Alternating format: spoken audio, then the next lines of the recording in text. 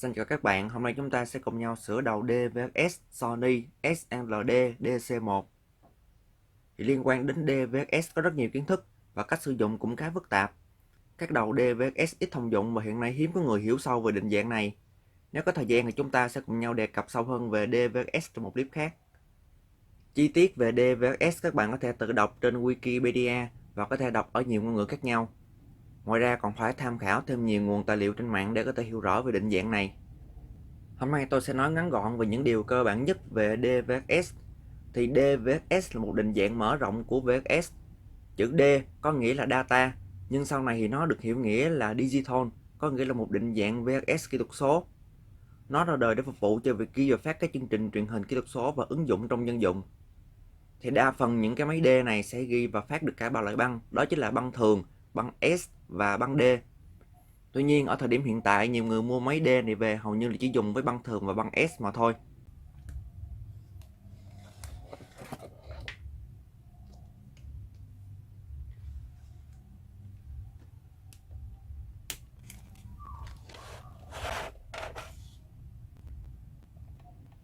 Đây chính là băng D, hình dạng và kích thước của nó giống hợp với lại băng thường.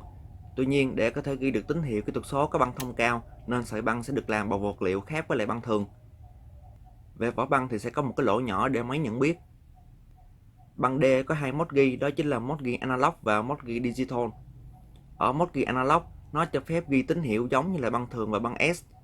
Chúng ta sẽ cho băng D vào máy, cấp tín hiệu từ line in và ghi vào băng. Lúc này tín hiệu lưu trữ trên băng sẽ là tín hiệu analog giống như là khi ghi với băng thường hoặc băng S vậy, và có thể ghi ở tốc độ SB hoặc EP.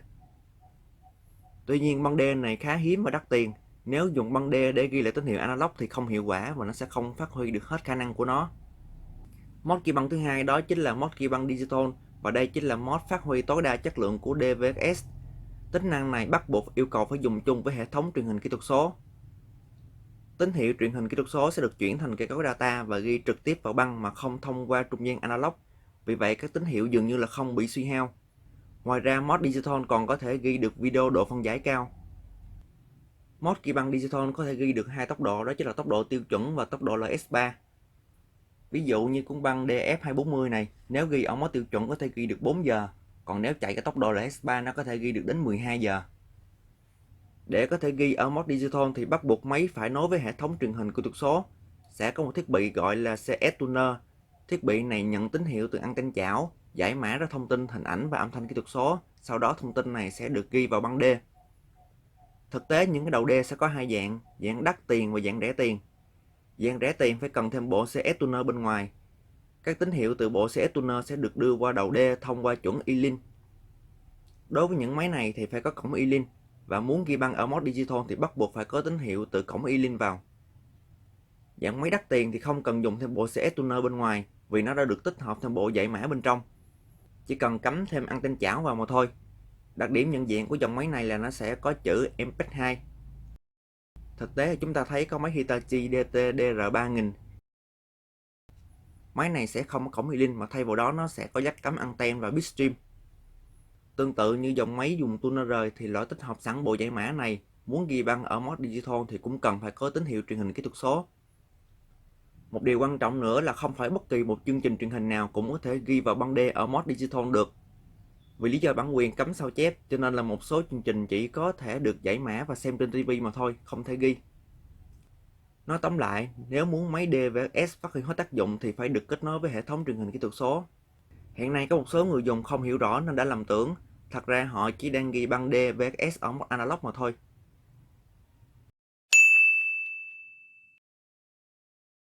Hôm nay chúng ta sẽ cùng nhau sửa đầu Sony SLD DC1. Đây chính là một đầu DVX khá hiếm của Sony. Đa phần những model DVX chúng ta thường gặp trên thị trường là của hãng Victor, rồi Hitachi, Bana hoặc là Toshiba. Còn Sony thì khá hiếm. Do máy đời mới cho nên là sẽ có thiết kế khá là bắt mắt. Đây chính là cửa bên của máy. Mặt trước chỉ có một vài nút vận hành băng cơ bản mà thôi. Nếu muốn sử dụng hết tính năng của máy thì chúng ta phải cần thêm remote điều khiển.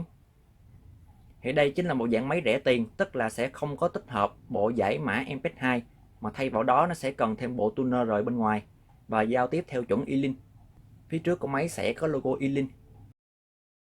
Phía sau của máy sẽ có những cổng AV thông thường. Những cổng AV này cho phép ghi băng ở mode analog. Ngoài ra sẽ có cổng E-Link. Cổng E-Link này sẽ nhận tín hiệu kỹ thuật số từ bộ CS Tuner. Máy sẽ nhận tín hiệu này và ghi băng ở mode digital.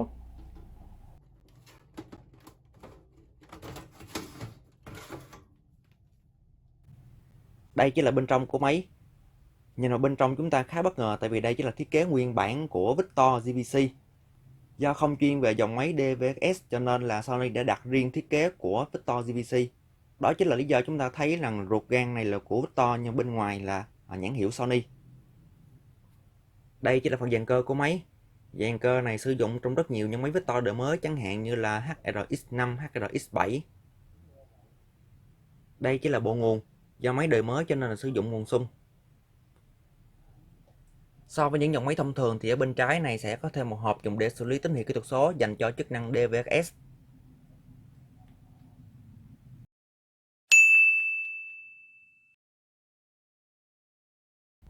Hiện máy này đang gặp lỗi, bây giờ chúng ta sẽ cùng nhau test máy.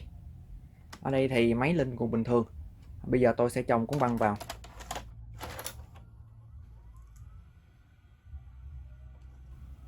Băng không nuốt ha. Bên trong có tiếng động cơ chạy, và sau đó máy sẽ tắt nguồn. Hiện tại thì băng đang lưng chừng chính giữa như vậy. Hộp băng này không hoạt động. Thì đối với loại dàn cơ này thì hộp băng này sẽ được ăn khớp dẫn động băng ra vào bằng động cơ cấp tăng ở đây. Có khả năng là cái hệ thống ăn khớp đã có vấn đề rồi. Đối với loại dàn cơ này, để lấy băng ra chúng ta sẽ dùng tay xoay cái bánh răng ở đây. Chúng ta sẽ xoay theo chiều kim đồng hồ. Nếu mà nhìn từ trên xuống theo chiều kim đồng hồ lấy băng ra.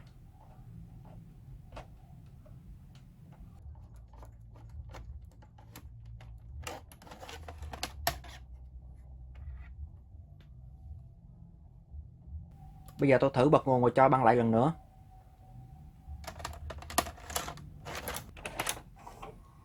Chúng ta thấy rằng động cơ cấp tăng này có xoay. Hệ thống bu ly và bánh răng có xoay, nhưng mà hộp băng không chuyển động.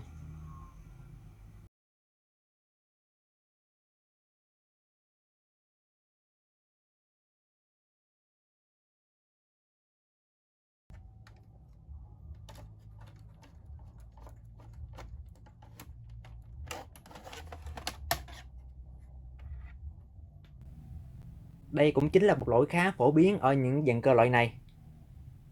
Phần motor cấp tăng ăn khớp với hộp băng thông qua cái bánh răng trung gian ở đây. Bánh răng này có tác dụng là liên kết giữa phần cấp tăng và hộp băng. Thì trong trường hợp này cái bánh răng này nó không ăn khớp với lại cái bu ly chính, cho nên là hộp băng này không chuyển động được. Nguyên nhân đó chính là do gãy một cái mốc lò xo. Hôm nay chúng ta sẽ cùng nhau khắc phục lỗi này.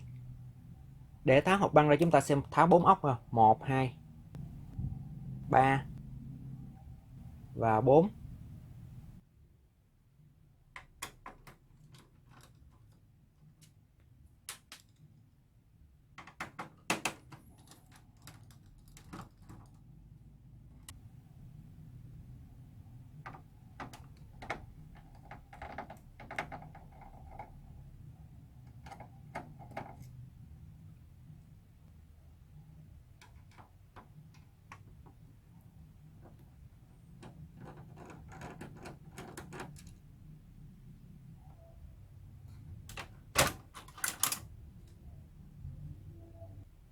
Đây chính là phần hộp băng.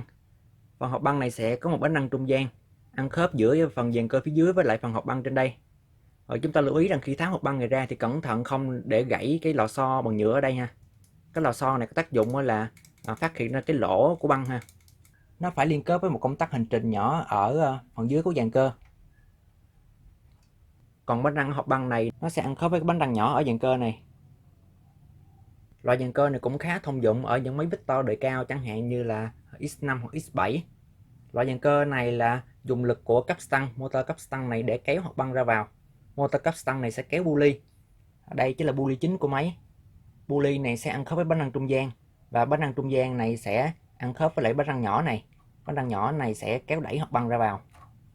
Thì đối với những loại dàn cơ Victor loại này nó hay bị gãy cái chốt để đẩy cái bánh răng này vào bên trong. Đáng lẽ là khi ăn khớp nó phải đẩy luôn như vậy nè. Nhưng mà trong trường hợp này là cái lò xo này bị gãy rồi cho nên là cái bánh răng này không thể nào mà ăn khớp với bu ly được, cho nên là hộp băng đã bị vô hiệu hóa. Nhìn ở vị trí này chúng ta có thể thấy rằng cái móc lò xo ở đây bị gãy nè. Cái móc lò xo ở đây nó sẽ móc với cái lò xo ở đây Bây giờ nó đã bị bong ra rồi. Thì đầu tiên chúng ta sẽ tháo cái thanh trượt này ra. Loại dàn cơ đời mới như vậy thường được cấu tạo từ rất nhiều những chi tiết bằng nhựa, rất giòn và dễ gãy. Cái thanh trượt này sẽ giữ ở dàn cơ bằng những cái lẫy nhựa. Thì đối với những bạn nào mà không quen thì chúng ta có thể tháo dàn cơ lên để chúng ta tháo cái gỡ cái thanh này ra dễ hơn. Còn ở đây tôi sẽ dùng vít dẹp, tôi sẽ mở những cái lẫy ra, mở thật cẩn thận.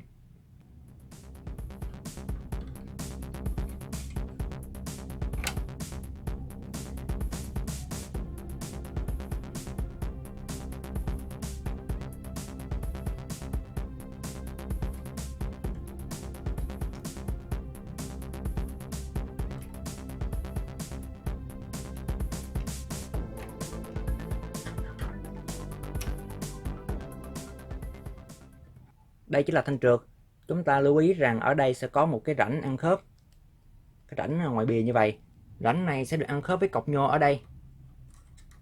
Khi mà cam xoay thì là cái thanh này sẽ đẩy tới đẩy lui nha. Và cái cọc nhựa này nó sẽ có tác dụng là điều khiển cái thanh trượt qua trượt lại. Thì chúng ta phải gắn sao cho đúng ở cái cọc nhọn này, gắn đúng ở cái cọc nhô này.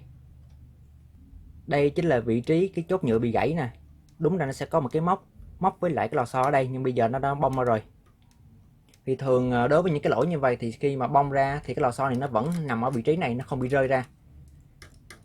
Lỗi này thì chúng ta khắc phục rất dễ, chúng ta không cần phải dán keo mà chúng ta sẽ dùng cái lò xo để móc trực tiếp vào cái lỗ này luôn, không cần phải dán keo lại. Ở đây chúng ta sẽ dùng dây đồng mỏng khoảng 0.3 đến 0.5 ly mà chúng ta cột giữa cái thanh nhựa với lại lò xo. Để dễ chúng ta sẽ tháo lò xo ra trước.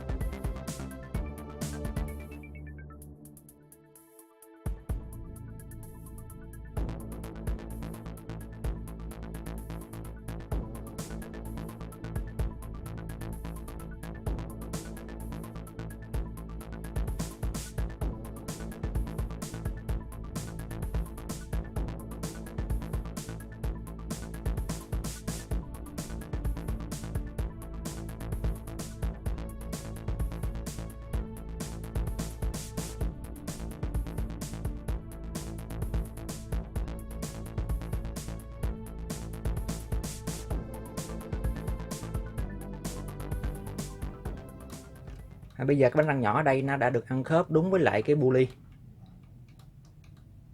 Còn nếu giả sử như mà hoạt động ở chế độ bình thường, đang play hoặc là tua băng thì là cái càng này sẽ ngắt ra, không có cho ăn khớp với capstan. Bây giờ chúng ta sẽ gắn phần hộp băng vào, chúng ta test máy.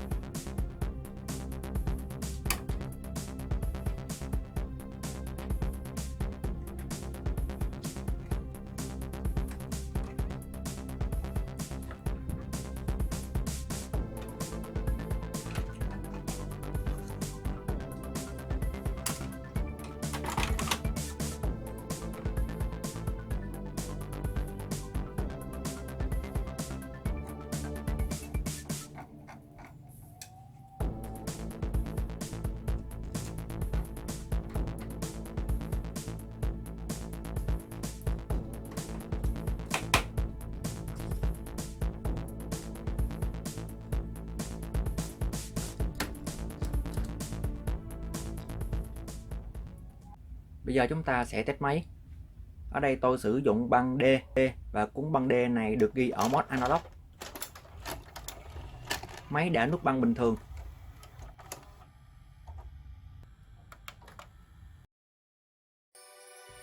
Rất may là máy này không bị hư về phần video, hình ảnh và âm thanh lên bình thường. Tuy chỉ là mode ghi analog nhưng mà hình ảnh rất tốt, hình ảnh rất sắc nét và màu sắc rất tươi.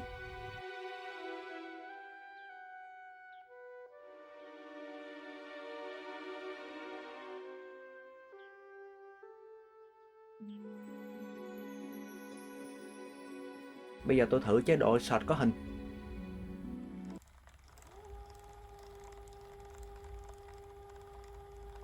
Hình ảnh cũng rất tốt.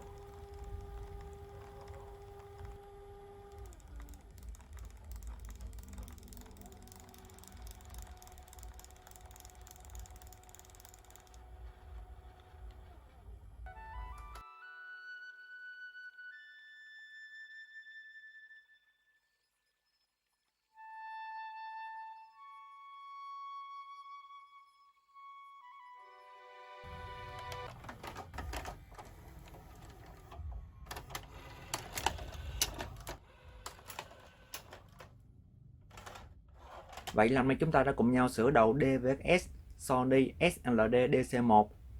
Tuy là nhãn hiệu Sony nhưng mà rồ-can bên trong của Victor JVC. Máy này sử dụng bộ cơ đời mới HRX7 và nó có một cái lỗi đặc trưng là bị gãy cái móc lò xo của bánh răng học băng. Chúng ta đã khắc phục bằng cách là dùng dây đồng và cột lại và máy đã chạy bình thường. Liên quan đến DVX thì có những kiến thức rất hay, có lẽ là chúng ta sẽ cùng nhau đề cập trong một dịp khác. Lần sau tôi sẽ giới thiệu với các bạn thêm những đầu video khác hay hơn mà các bạn đón xem. Xin chào và hẹn gặp lại các bạn.